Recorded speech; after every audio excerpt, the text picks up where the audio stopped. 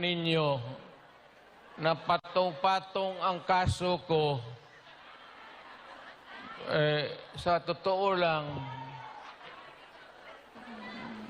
baka ang balita ko, may warrant daw ako pag...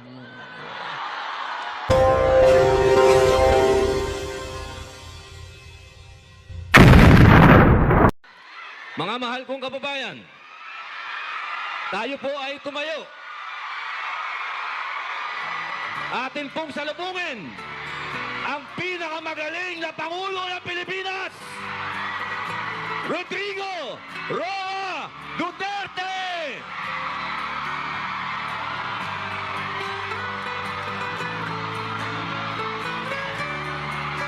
Duterte! Duterte! Duterte! Duterte! Duterte! Duterte!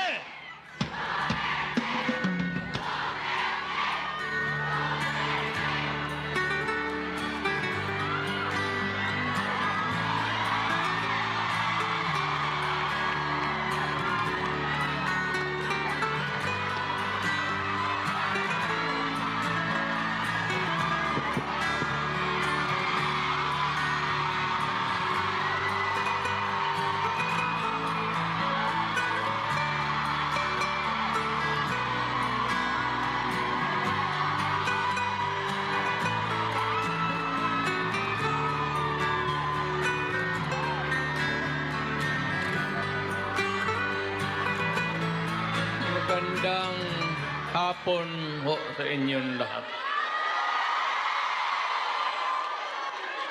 Alam niyo, I do not know if you still believe in me. Pero nakatingin ako sa inyo. Ano ko...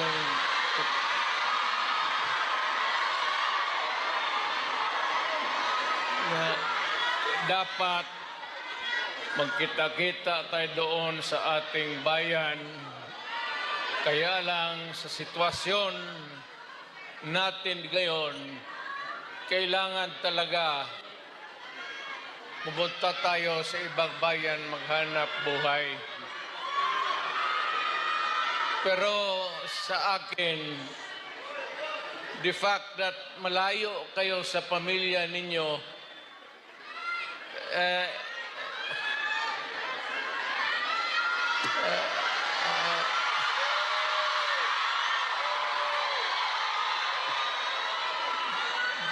dama ko yung lungkot at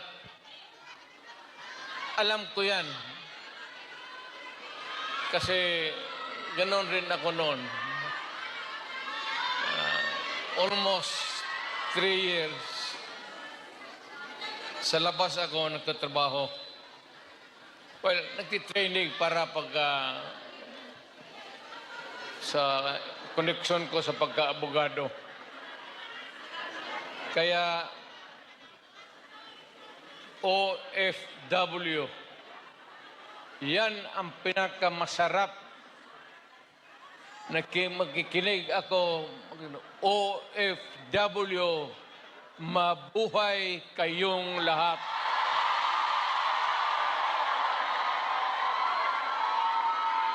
At ang mundo dapat magpasalamat na merong mga Pilipino na magpunta dito sa kanila, sa ibang bayan, para magtrabaho para sa kanila at para sa atin, makaipon ng pera para sa pamilya natin. Kasi, well, you know, it could take about 7 to 10 years bago mawala itong sitwasyon natin na ganito.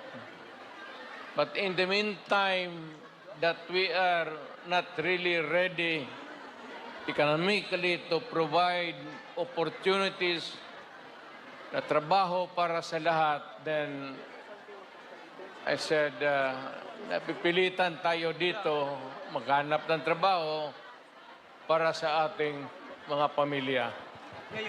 Kaya ako ngayon dito, this is not the first time that I have kaharap ko kayo. Tanggapin na lang natin kung ano ang nasa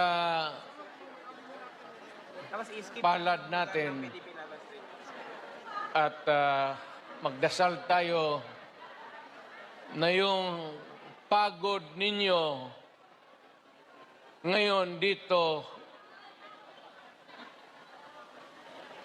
ang makinabang ang mga pamilya ninyo at ang mga anak ninyo. Mabuhay kayong OFW. Kaya yung lahat ng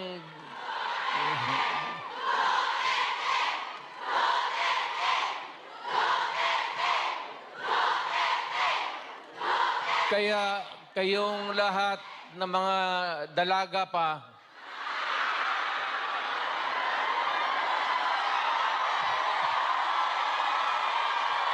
ilan ba kayo? Matagal pa naman ako dito, 1 buwan pa. Pakasalan ko kayong lahat para lumigaya kayo at magkaroon ako ng maraming pera.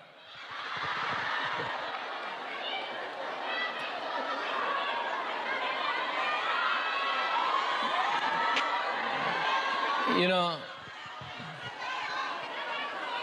hindi lang ito sa sabihin ninyo. Hindi ako nagbubula, ha? Yung mga taga rito na tumanda na nung nakilala yung pamilya ko. Yung matanda na, yung may karanasan sa Davao noon, alam ninyo yan na ang sitwasyon namin pareho sa inyo. Matagal kaming walang ama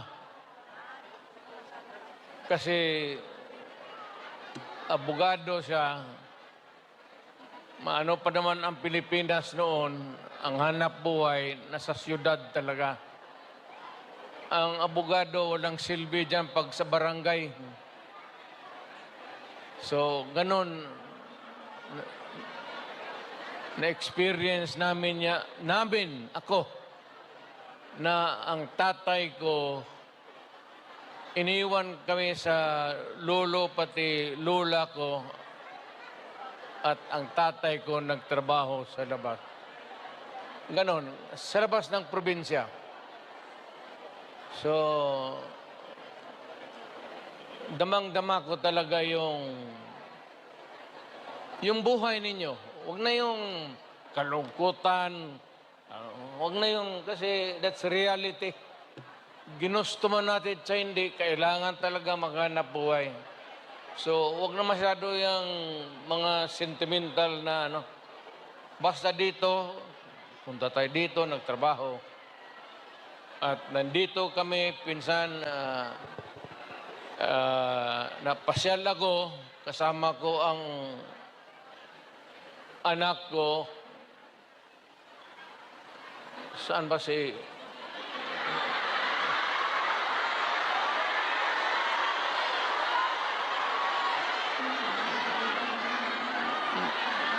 May anak ba ako dito sa labas sa inyo?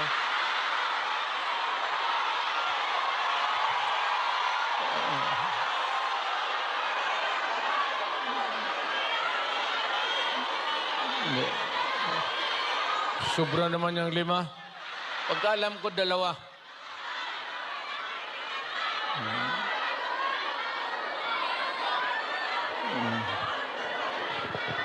Saan ba pamilya ko?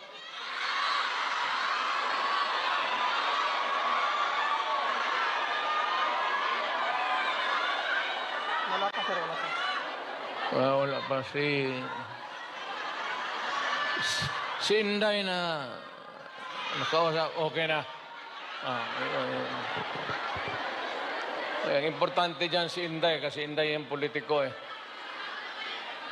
So, mabutit naman. Nauna na. So, anong pag-usapan natin? May pera kayo ibigay? Basket 10 Hong Kong dollars lang. Marang makinaw kitain dito.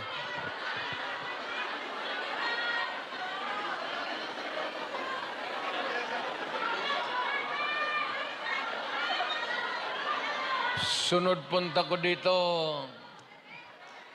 magministro na ako. Kasi pagtapos ng usapan natin, give, kayo lahat. Nakita ninyo na patong-patong ang kaso ko,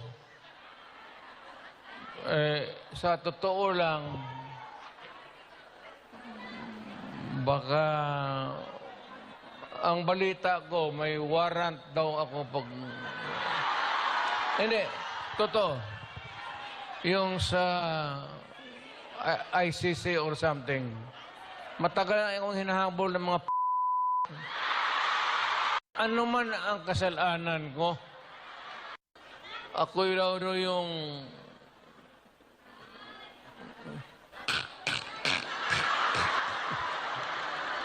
ito ganito na lang.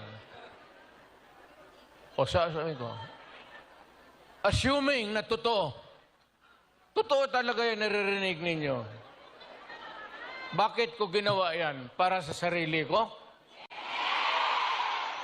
Para sa pamilya ko? Para sa inyo at ang inyong mga anak? Okay lang, tatanggapin ko yan. Wala tayong magawa eh. Hulihin tayo kung ikulong tayo. Kaya lang, in the meantime, mag-contribute kayo, baski $5, $10, para paglabas ko sa presuhan, pagawaan ninyo akong monumento katabi ni Rizal. Si Rizal may hawak na libro eh.